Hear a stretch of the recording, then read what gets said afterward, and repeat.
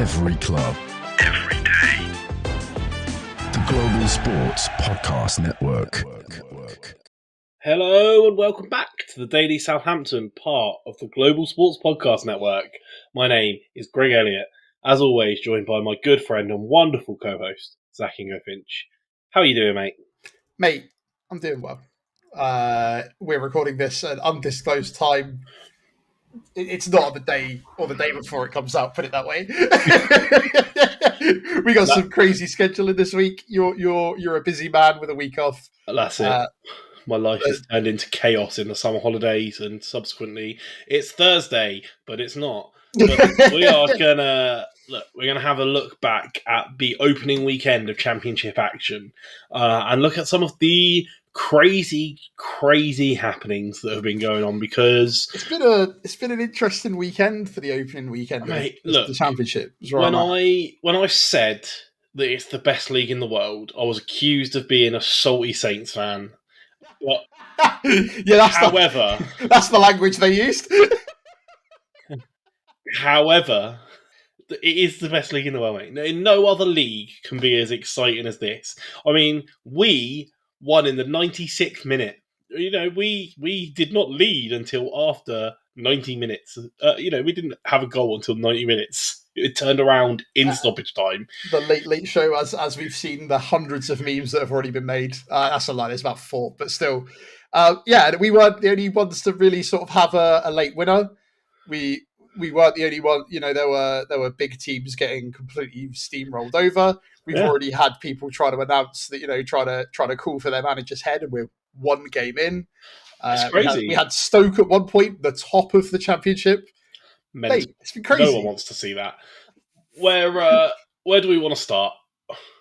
Shall we start with Friday night, mate? Because Friday night was where obviously it actually all kicked off. Yeah, absolutely. Man, that was some game.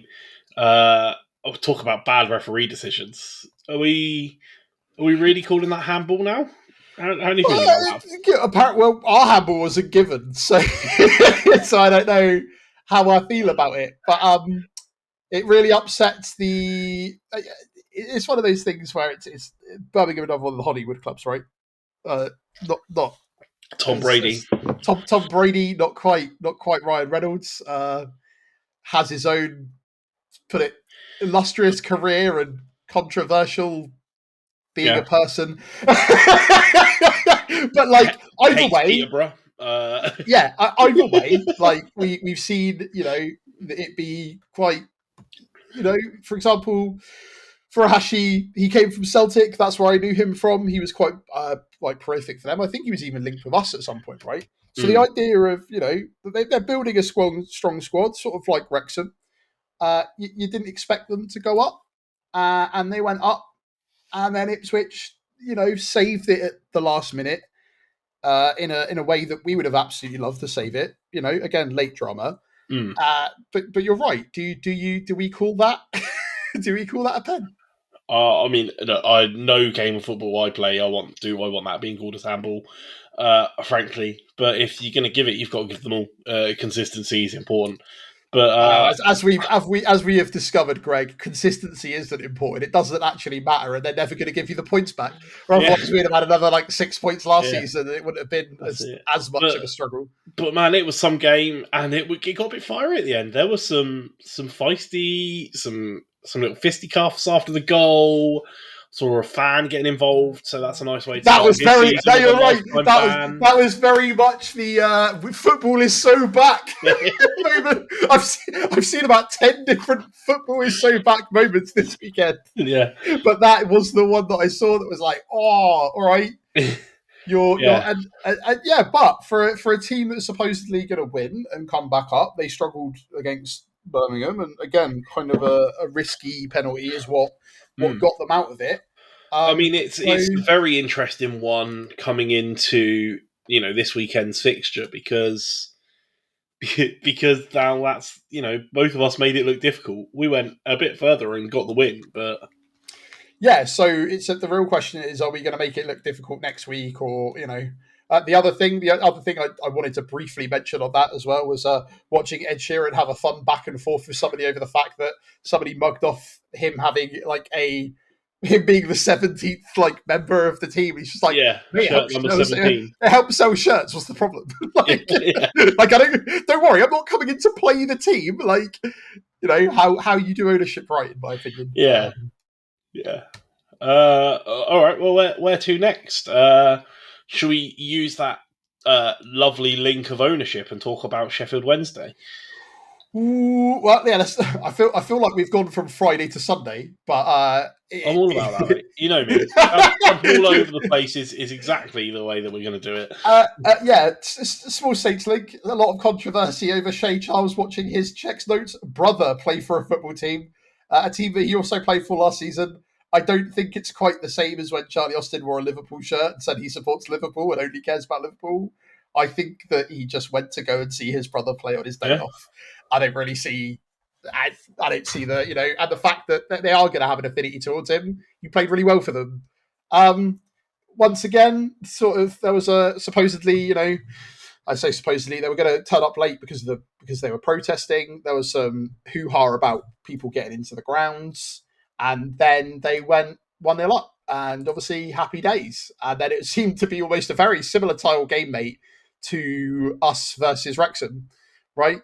Except, Yannick Vestergaard, former Saint, scored one, and then they scored it quite late in the 87th minute, but not quite as late as us. To go on to win, and that was, to be fair, because Wednesday had a red card.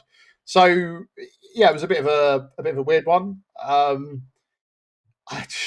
just don't know. Not as clear cut as you'd expect. Not as clear cut as you'd expect a relegated turmoil team versus a relegated team to have been, which is, I guess, the joy of the league. The golf isn't. You said it before. This league is very competitive, and there are teams that we'd expect to sit in the middle, right? The only real mention I'm going to give of Saturday's game of Preston versus QPR is that it's a very middle of the ground game, right? Yeah. It's a 1-1 game between two clubs that you'd expect to be in the middle of the park. That's not me being offensive to QPR or Preston. That is just what we predicted. That is how we view them, especially as where we're at as a Saints fan. So Leicester won, but also we're still yet to hear much about what's going on with their transfer stuff, right? Especially with their points deduction. When is that happening? Because the championship started now. Surely you get that done. It's a real shame to not have it all just sorted before a ball is kicked. It's mad. Baffling. But I mean, that's filibustering and legal nonsense. That's the problem, isn't it? Those two worlds are very different. So Man City supposedly one day are going to have something to do with their charges, maybe, or that number's just going to sit around for the next 20 years, and we're just going to win a moral victory over them. Look, when that comes to an end and is gets a verdict, what are Sports Bible going to post about if they don't have a date's been set for the result and this outcome of this update? Obviously Birmingham City and Wrexham. That isn't even they're going to lose 50% of their posts even with that. It's just. Or again, we'll talk about how Man U were able to buy somebody for £76.5 million after firing the tea lady. Madness, absolute whatever. insanity. But anyway, we still got a host of championship games to talk about. Yeah, look, we've got 3 down. Let's take a break now and hear a message from our partners at Bioniq. Your body is unique, and Global Sports Podcast Network has partnered with Bioniq, the world's most personalised supplements. Bioniq provide 100% tailor-made supplements designed to deliver precisely what your body needs at exactly the right levels to optimise your health. No guessing. So click the link in the show notes. Use the code GSPN2025 for 40% off your first month's subscription. Bioniq. Don't settle for off-the-shelf solutions made for just anybody. Get what's right for you right now. All right, mate. Let's get back to it, and let's tackle the list in the order for Saturday's games that I've got in front of me. Yeah, go, mate. So, a bit of a shock result: Charlton Athletic beating Watford. That's as we talked about in the Championship prediction episode, mate. The Optus supercomputer put Watford at going down for whatever reason, based off of question mark. But again, it was a late one as well. These sort of championship games that seem to be settled in the last dying minutes. Like, we remember it from the Russell Martin Championship season, right? Remember that time that Baz got the winner? Like, it's just, I don't know what, it seems to be sort of ingrained into the DNA of the Championship. But considering we said they were going to struggle, I still think they're going to struggle. But it must be a great feeling. I think the guy that scored was a debutant as well. So happy days. It's always, I mean, we know from last season, right, that getting that first notch on the belt, that's important. That could be enough to get them enough momentum. Even if they struggle the rest of the season, that might literally kick them onto enough momentum to just about hang on in there and every point's higher important. than they expect.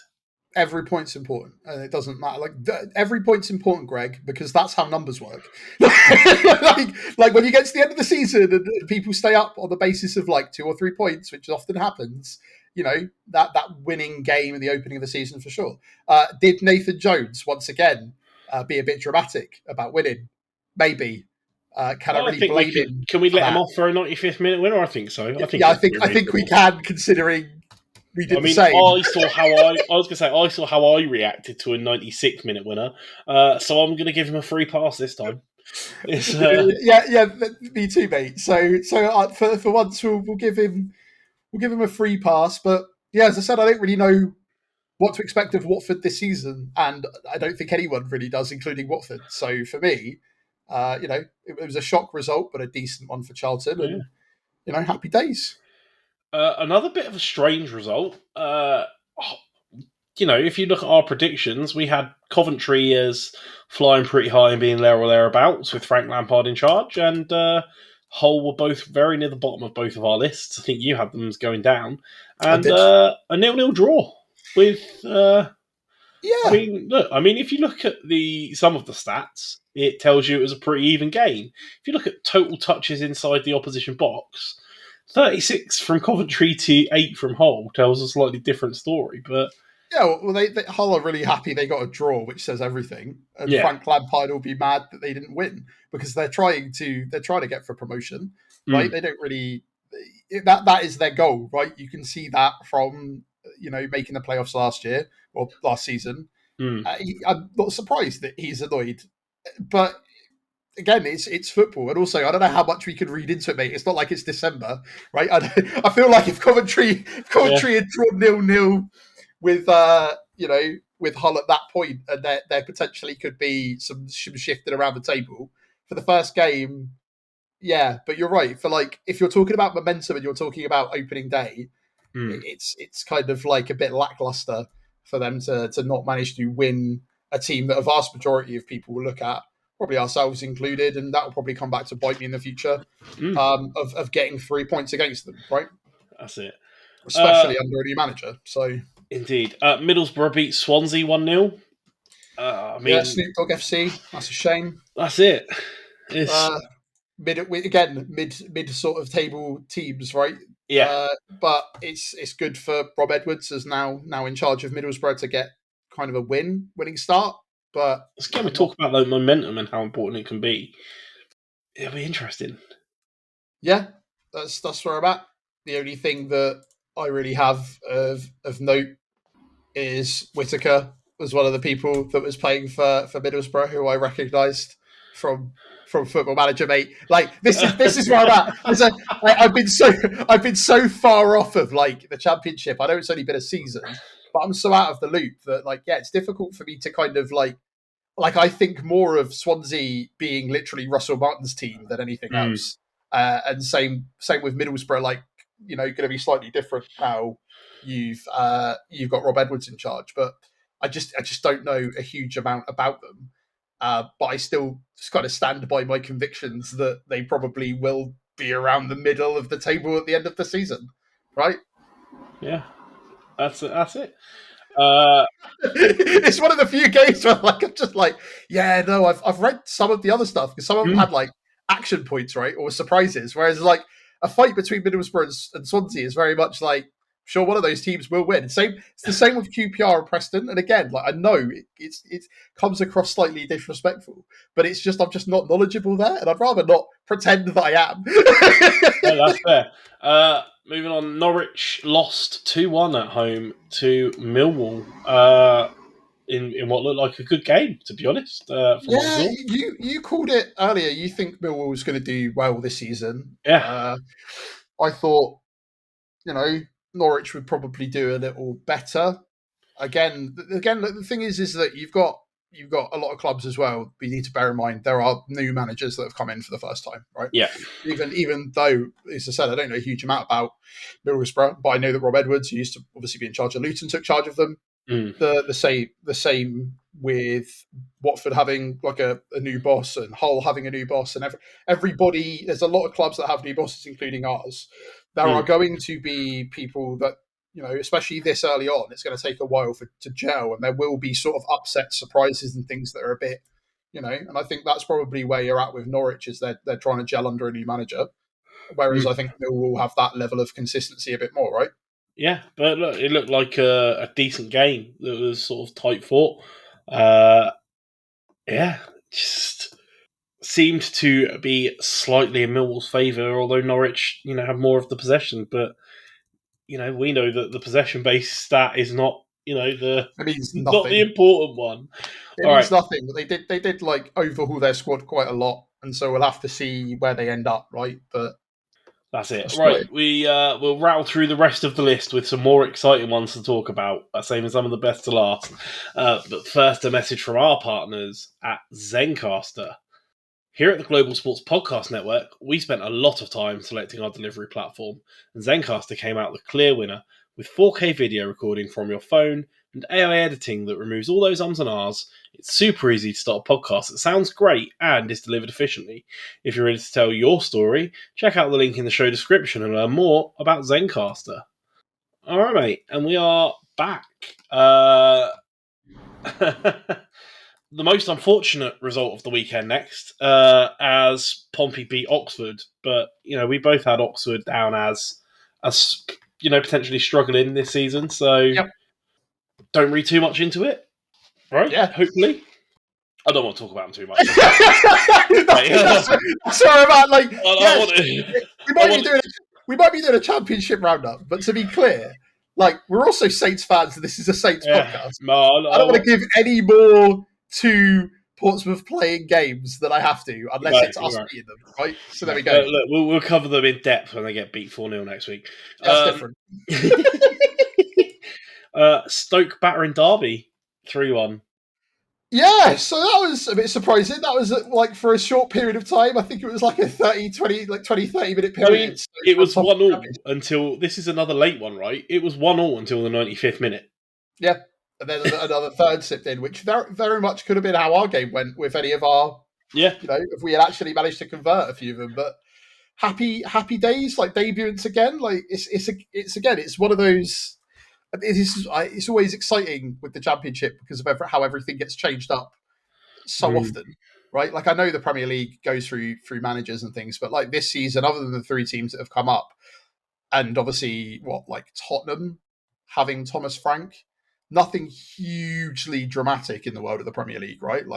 Arne Slot's still there, Guardiola's still there. It's so with the Championship, it's across the breadth. There will be teams where we have predicted, I think they're probably going to go down. They're actually going to do significantly better, because they hire the right person and they get the right signing. Yeah, exactly. And that again, I think also having a couple extra teams definitely spices things up, but. Fair play to them. It's a good start for their season. They wouldn't have expected it. Do I feel bad for Derby? Yeah, a little bit. They couldn't do it at Stoke, despite the fact. Well, I don't know. It's not the Stadium of Lightning. That's for starters the wrong team, Zach. It's the Bet365 Stadium. But that's pretty much all I've got to say on it. Good, but again, the late goals, as we keep talking about, it's nuts. It's crazy. It's what we love. It's what we love. Late drama. Next up.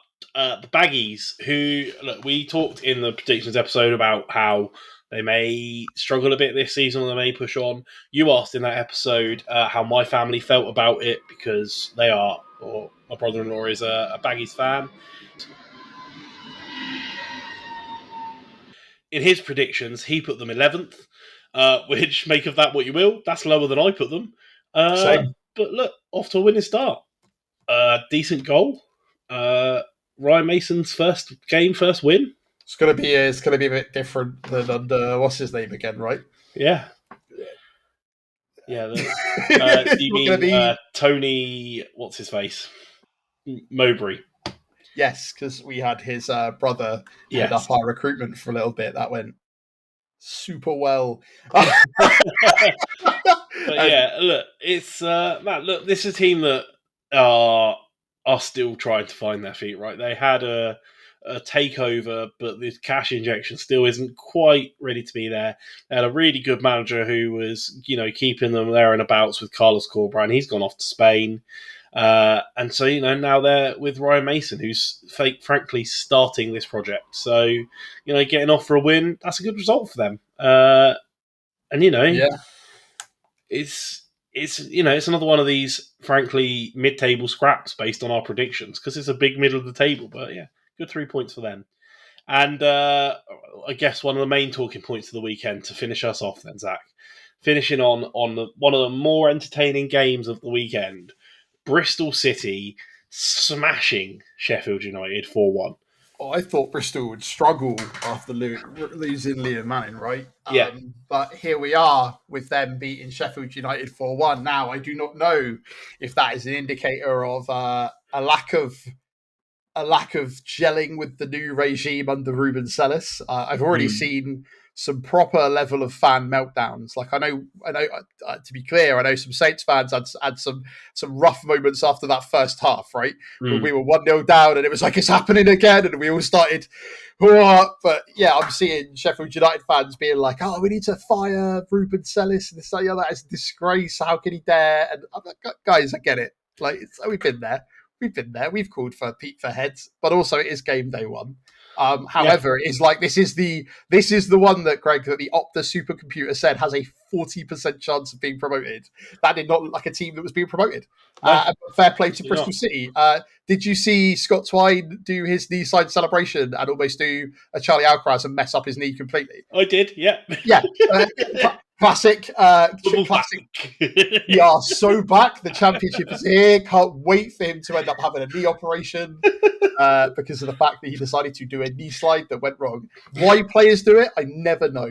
Don't think if it pays off, it's just another celebration. If it doesn't pay off, you severely injure yourself. But I don't know. I kind of feel bad for Ruben Sellis, but again, like for me, it was a very strange move anyway, because you're getting rid of Chris Wilder. Yeah, okay. Like they didn't make it through Wembley. I don't think that changing the manager is ever going to change the fact that they've not won at Wembley, whatever. But it seemed very bizarre to me to go and get the manager from a club that barely scraped up, right? And I don't know if he just overshot how good Sellis was to keep Hull up. But like it's a bit of a dramatic rise for him because, took charge of Southampton for one of our worst spells, admittedly better than probably, most of last year. But then went to Reading, who then went down, dealt with all the turmoil there, left them to go to Hull to fight, managed to keep them up, but clearly didn't do enough. And frankly, the position Hull were in financially, that was a success. It has to be said. So, but at the same time, like to jump to a promotion chasing team seemed a bit, for me, of a step up. And, we don't know how that's going to go, but also they're going to struggle with the fact that they are going to be deflated after going down, trying to get back up. This could be, I'm touching wood, Greg, and I'm holding my hands up because I know that you don't like to hear this kind of stuff, but I also live in the world, and the reality is things could happen. This could be us next year, right? We could lose some of our players. We could go into a position where, okay, that's why I think they're... What are you talking about? Clear, next year, we mount our European charge. What are you talking about? To be clear, Greg, it's one of those things that we've spoken about our owners and why they're so financially shrewd and don't give out benefits and why they're trying to save all this money. And admittedly, they're saving some of it because, they want to spend it when we get promoted, is in their words. I wouldn't be surprised if they're also trying to save it in case we don't. And, you end up in a situation of demoralization, and then you've got a new manager that's sort of come in, and then all of a sudden you get hit by a team that are probably their reaction to making the playoffs seems to be, well, we want to get back there, whereas Sheffield United's are, well, we should have really got through the automatics and we didn't get there, and it's two contrasting fortunes is what I see, or maybe Ruben Sellis went in and severely underestimated them. It's just I feel bad for Sheffield United and Sheffield United fans. Feel really good for Bristol City fans, though. That must be nice. All right, what a start to the season. Right. Again, how many late winners we just nailed off at that point is kind of mad. Or how many just late goals? And I don't know what it is just, the physicality and then finally in that last 5 minutes. It is because there is such a, we talked about the gap between the Premier League teams last season a lot, but the gap in the Championship is much, much smaller.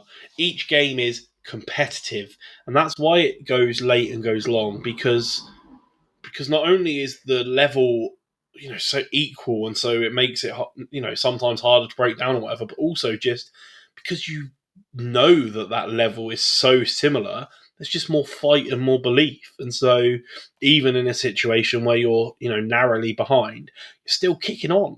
Whereas, you go as any promoted club and you go 1-0 down in the first 3 minutes to Man City, or heaven forbid 5-0 down to Spurs at half time, you can't fight on and kick on from that. But when the gap is so small, the belief is greater, and that creates these beautiful moments and these last minute winners. And that is why the Championship is the best league in the world, salty or not. Yeah, you're right. But again, there's been a few surprises, but also I know that you were talking about, we had some of the people here and here. It's also the first weekend, right? Yeah. First couple of days, first games. Right. I'm really looking to see how it goes on. Mate. If they stopped the count, we'd have a South Coast derby as a playoff semi-final. So, I mean, look. We already discussed the logistics of that last episode. Yeah, brilliant, mate. Look. I don't want to calculate how much that would cost. You don't want to see Pompey do well ever, but you almost want to see someone have that bad of a day. The planning that would have to go into either. I mean, I don't know what's funnier. The concept of having to do home and away in the course of a week, or the concept of trying to get both sets of fans to Wembley. Greg, where I'm at is that this is more you as a person, because being my friend for such a long period of time, I know that you love nothing more than when somebody has a really awkward social interaction and you absorb the energy that radiates out of that situation. And I think this is almost like a macro version of that, where you just like the idea of someone being sat in an office going, how do we do this? And you enjoy that more than the prospect. Again, I would much rather see Portsmouth just go down again. Yeah, you know what? You're right. That would be that is the funniest outcome for sure. But look, football is well and truly back. Look, we're getting back. We've had a game midweek that we've not even seen yet. Football's coming thick and fast. We might be really jovial for a day that we shouldn't be. It's fine, mate. It's fine. It's only the Carabao Cup, or we're going to win the Carabao Cup. It's the best position. Just take whichever one matters, Take what you need. But look, we will be back tomorrow as we start our build and our preview towards our fixture against Ipswich. And mate, it's exciting. It's another televised game. Woo! But yeah, look, what a weekend. What an opening weekend of football we've had. It is fantastic to be back. I am buzzing. Honestly, I'm still a buzz from the 96-minute win. As I said to you, how can you not like football? Honestly. I don't know. I had to, again, I know that we're finishing up the episode, but I again had to try and explain it to my friends of mine that don't like or enjoy sports. I'm just I just don't understand you people. I just Well, how can you not feel absolute elation and joy for a last-minute score, like sports point being scored? Like you'll never know true happiness. Yeah, it's the argument that I had with them. I felt the same last year watching a random game of American football where I didn't support either of the teams, where there were 3 touchdowns in the last minute, and I can't. If you don't get it, I don't know if I get you as a person. Is where I'm at. It's just the excitement. I nearly woke my wife up that night. It was 1 o'clock in the morning. Like, it's just we are here and we love it, and it's so good, and I can't wait. And even the bad stuff, it's all part of the parcel. It's why we love it. It's so good to be back. Like I say, we'll be back tomorrow with a preview. Thank you everyone for joining us. Thank you, Zach, for going through that. It's been fantastic.